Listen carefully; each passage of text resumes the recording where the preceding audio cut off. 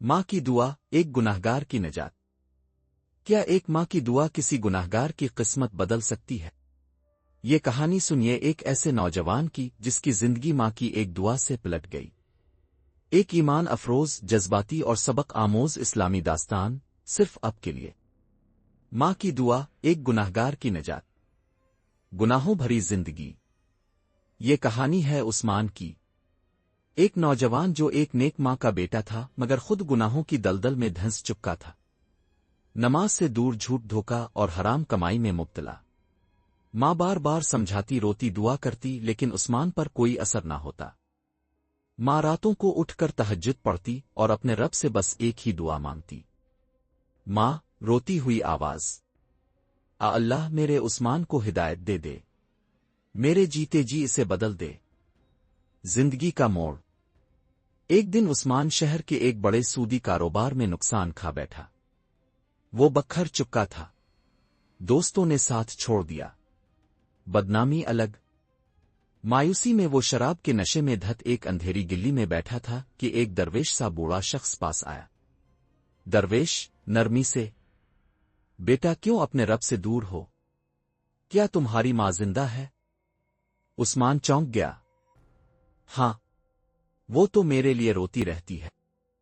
दरवेश ने कहा, फिर तुम कभी तबाह नहीं हो सकते। मां की दुआ अर्श हिला देती है। वापसी की राह। ये जुमले उस्मान के दिल पर असर कर गए। अगली सुबह वो सीधा घर पहुंचा।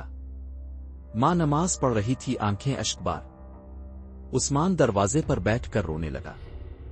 उस्मान रोते हुए, मां, मैं वापस आ गया हूं, मुझे मुआफ कर दो। मां ने इसे गिले लगाकर कहा, मां, मैंने रब से कहा था ताव जरूर वापस आएगा। ये मेरी दुआ थी और मेरे रब का वदा। इसी दिन उस्मान ने तौबा की, नमाज शुरू की, पुराने गलत काम छोड़ दिए। नई जिंदगी।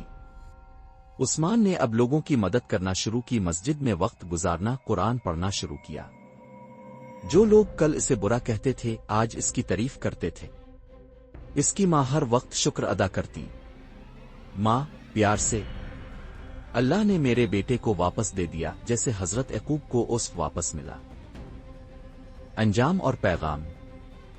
चंद सालों बाद उस्मान ने दीन की खिदमत के लिए एक मदरसा कायम किया। लोगों को नेकी की तरफ बुलाता, नौजवानों को गुनाहों से बचने का सबक देता।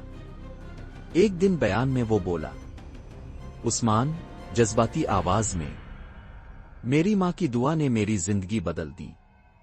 अगर तुम गुनाह में हो तो वापस आ जाओ, अल्लाह की रहमत तुम्हें आवाज दे रही है।